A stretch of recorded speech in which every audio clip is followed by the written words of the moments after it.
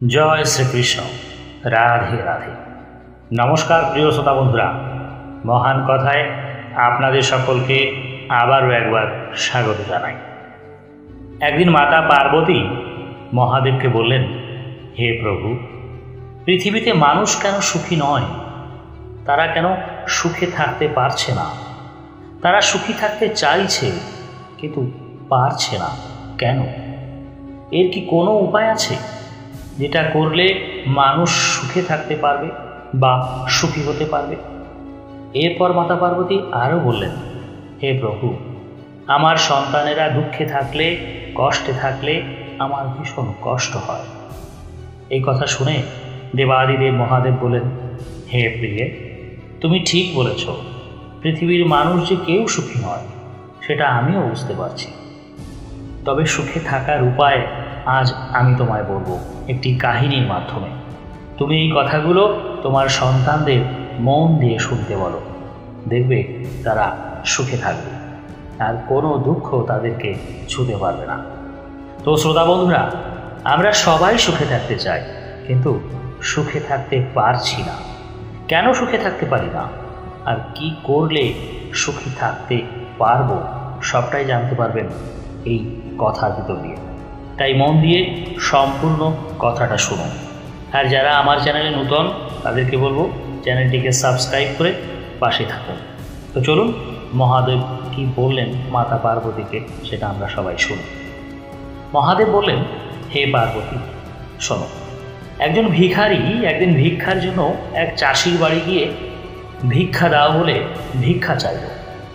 একবার দুবার করে বেশ কয়েকবার সে ডাকতে লাগলো ভিক্ষা দাও বলে, কিন্তু ঘরের ভিতর থেকে কেউ বাইরে এসে ডাকে ভিক্ষা দিল না। ভিখারি তখন ভাবল, ঘরে কি কেউ নেই? তার ডাক কি কেউ শুনতে পাচ্ছে না? এই ভেবে সে ঘরের ভিতরে দেখার চেষ্টা করে ঘরের দরজা হাত দিয়ে ঠেলে খুলতে গেল। একটু ঠেলতেই দরজাটা খুলে গেল। দরজা খুলতেই সে দেখতে পেল ঘরের ভিতরে চাষি তার দুই সন্তানদেরকে নিয়ে হাসি মজা করছে। কেউ তার ঘাড়ের উপরে উঠছে তো কেউ তার কোলের উপরে উঠে উঠছে। কি সুন্দর হাসছে তারা, খেলছে তারা। আর তার স্ত্রী এক পাশে এক মনে কাজ করে চলেছে। এই দেখে সেই ভিখারির ভালো লাগলো। সে ভাবল, তারা বোধহয় তার ডাক শুনতে পায়নি, তাই হয়তো তাকে ভিক্ষা দিচ্ছে না। তাই সে আবারও ডাক দিল, ভিক্ষা দাও বলে। এবার চাষির স্ত্রী ভিক্ষুকের ডাক শুনতে পেয়ে কিছু আনাজপাতি নিয়ে এসে ভিখারিকে ভিক্ষা দিল। ভিখারি সেই ভিক্ষা নিয়ে চলে যেতে লাগলো আর ভাবতে লাগলো, আহ, কি সুন্দর জীবন ওই চাষি। স্ত্রী সন্তান নিয়ে কি ভালো আছে, কি ভালো জীবন যাপন করছে সে। ভগবান যদি এমন জীবন আমায় একটিবার দিত তবে আমিও সুখে শান্তিতে জীবন কাটাতে পারতাম। কিন্তু ভগবান আমার জীবনে একটুও সুখ লেখেননি।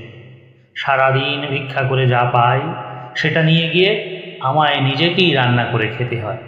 এমন কেউ নেই যে আমায় একটু সাহায্য করতে পারে। এই ভেবে সে মনে মনে দুঃখ পেতে পেতে চলে গেল। এদিকে চাষি তখনই তার স্ত্রীকে বলল, তুমি যে অতগুলো সবজি আনাজপাতি ভিখারিকে দিয়ে দিলে, নিজেরা কদিন পরে কি খাবো তার কি কোনো চিন্তা আছে তোমার? কারো কাছে কটা টাকা ধার পাচ্ছি না যে বাকি জমিটা চাষ করব। তারপর সেই চাষির স্ত্রী বলল, দেখো না, পাশের গ্রামের মহাজনের কাছ থেকে যদি কিছু টাকা আনতে পারো, চাষ করে আবার না হয় ফিরিয়ে দেব। এরপর ওই চাষি স্ত্রীর কথা মতো চলে যায় পাশের গ্রামের মহাজনের কাছে, যে মানুষকে চড়া সুদে টাকা ধার দিত। চাষি তার কাছে গিয়ে টাকার কথা বলতেই সেই মহাজন চাষিকে টাকা দিল চড়া সুদে। এমন সময় সেই চাষি দেখতে পায় ওই মহাজনের ওখানে টাকা পয়সার হিসাব হচ্ছে, কোন খাতে কত লাভ হয়েছে, আর পাশেই রাখা আছে অনেক অনেক টাকার বান্ডিল। এই দেখে চাষি মনে মনে ভাবল, হায় রে, আমি অল্প কটা টাকার জন্য কত চিন্তা করে মরছি, আর দেখো এই মহাজনের কত টাকা, এই মহাজন যে কত সুখে দিন কাটায়। হায় রে ভগবান, এমন জীবন যদি আমার হতো তাহলে আমিও কত সুখে থাকতাম আমার স্ত্রী সন্তানদের নিয়ে। এই ভেবে চাষি ওখান থেকে বাড়ি চলে আসে। এরপর এদিকে ওই মহাজনের ছিল কাপড়ের ব্যবসা। তাকে যেতে হতো শহরে বড় কাপড়ের ব্যবসায়ীদের থেকে কাপড় আনতে। তাই সে চলে যায় শহরে বড় ব্যবসায়ীদের কাছে। সেখানে গিয়ে সে অনেক টাকার অর্ডার দেয়। অর্ডার দেওয়ার সময় সে দেখে ওই ব্যবসায়ীদারের কাছে অনেক লোকজন কাজ করছে। তাদের মধ্যে একজন এসে বলল, মালিক, 10 লাখ টাকার অর্ডার চলে গেছে আর টাকাও পেয়ে গিয়েছি। আরেকজন এসে বলে, মালিক, 5 লাখের অর্ডারটা পেয়ে গিয়েছি। এই দেখে গ্রামের মহাজন ভাবল, হায় রে, আমি নিজেকে বড় ধনী মনে করি, কিন্তু দেখো, ধনী তো একেই বলে। লাখ লাখ টাকার কারবার, কত লোকজনের কাছে কাজ করে, কত বড় ব্যবসা। এর মতো সুখী মানুষ কি আর এই পৃথিবীতে কেউ আছে? ভগবান যদি এর মতো আমায় করে দিত, তাহলে আমিও কত সুখী জীবন কাটাতাম। এরপর ওই মহাজন সেখান থেকে চলে যায়।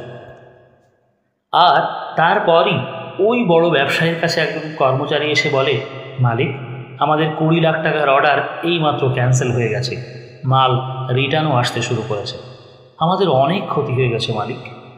এই কথা শোনার পর ওই ব্যবসায়ীদারের মাথায় হাত পড়ে যায়। সে ভাবল, হায় রে, এখন আমি এই ক্ষতি কি করে পূরণ করব?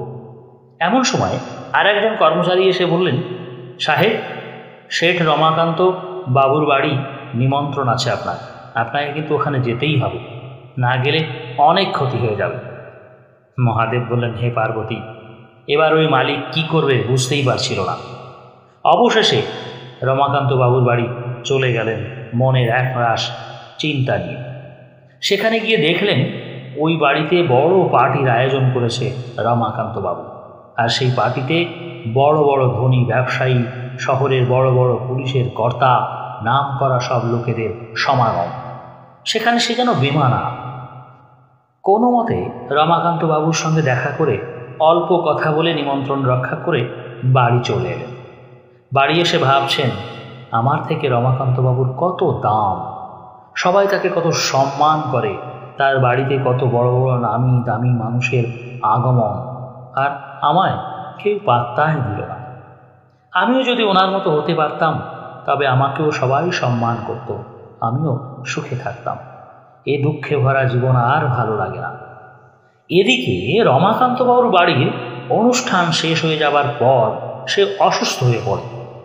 সে সারা দিন টেনশানে ছিল, ভীষণ চিন্তায় ছিল। কারণ সে ভাবছিল, ঠিকঠাক করে অনুষ্ঠানটা হবে তো, কোনো অসুবিধা হবে না তো, কেউ অসন্তুষ্ট হবে না তো। সবার মন জুগিয়ে চলা যে কত কষ্টকর, সে তার থেকে আর কেউ ভালো জানে না। এ জীবন যে কত কষ্টে তার বলে বোঝাতেই পারবে না সে। এমন সময় রমাকান্তবাবু তার ঘরের জানলা দিয়ে দেখতে পান একজন ভিখারি রাস্তা দিয়ে আপন মনে গান গাইতে গাইতে চলে যাচ্ছে, হাতে তার একটা শুধুমাত্র লাঠি। তিনি তখন তার স্ত্রীকে ডেকে বললেন, দেখো, ওই মানুষটাকে একবার দেখো, কেমন সুখে শান্তিতে আছে। ওর না কোনো রকম চিন্তা আছে, না ভাবনা আছে। ওর কাউকে খুশি করারই দরকার নেই। কে রেগে গেল, কে দুঃখ পেল, এসবের কোনো চিন্তাই নেই। ও কত সুখী, ওর মতো সুখী আর কেউ নেই এই পৃথিবীতে। শিব ঠাকুর মাতা পার্বতীকে বললেন, হে পার্বতী, ওই সেই ভিখারি যে সকালে চাষির বাড়ি ভিক্ষার জন্য গিয়েছিল আর ভেবেছিল সেই পৃথিবীর সব থেকে দুঃখী মানুষ, আর এখন ওকে দেখেই বড় অর্থবান মানুষটাই বলছে ওর থেকে সুখী আর কেউ নেই এই জগৎ সংসারে। আসলে এই পৃথিবীতে সেই সুখী যে নিজের জীবনের সঙ্গে অন্য কারও তুলনা করে না, যে ভাবে না আমি তার মতো হলে সুখী হতাম, যে ভাবে না আমার থেকে দুঃখী আর কেউ নেই এই পৃথিবীতে, যে নিজের যা আছে তাতেই সন্তুষ্ট থাকে, সেই সুখী। তাই মানুষের ভাবা উচিত, আমার যা আছে তা অনেকের নেই, আমার থেকেও অনেক মানুষ বেশি কষ্টে আছে, দুঃখে আছে। কারণ এই সুখ দুঃখ প্রাপ্ত হয় কর্মের উপরে। যে যেমন কর্ম করবে সে সেই রকম ফল পাবে। তাই মানুষকে সুখে থাকতে গেলে নিজের কর্ম অনুসারে যেমন জন্ম হয়েছে সেটাকে সুন্দরভাবে মেনে নিয়ে সঠিক কর্ম করা, এবং সেটা অবশ্যই ভালো কর্ম করা। তা না হলে ভালো থাকা যাবে না, সুখে থাকা যাবে না। তো বন্ধুরা, কেমন লাগলো আজকের এই কাহিনী, আজকের এই ভিডিও? যদি ভালো লাগে অবশ্যই একটি লাইক করবেন, শেয়ার করবেন এবং কমেন্টে অবশ্যই লিখবেন জয় শিব শম্ভু। আজ এই পর্যন্ত। সবাই ভালো থাকবেন, সুস্থ থাকবেন। কথা হবে অন্য কোনো ভিডিওতে। তো বলুন, জয় জগৎগুরু শ্রী শ্রী কাশী কৃষ্ণের জয়, জয় সদ্গুরু শ্রীমৎ স্বামী নিত্যানন্দ গিরি মহারাজের জয়, জয় শ্রীকৃষ্ণের জয়।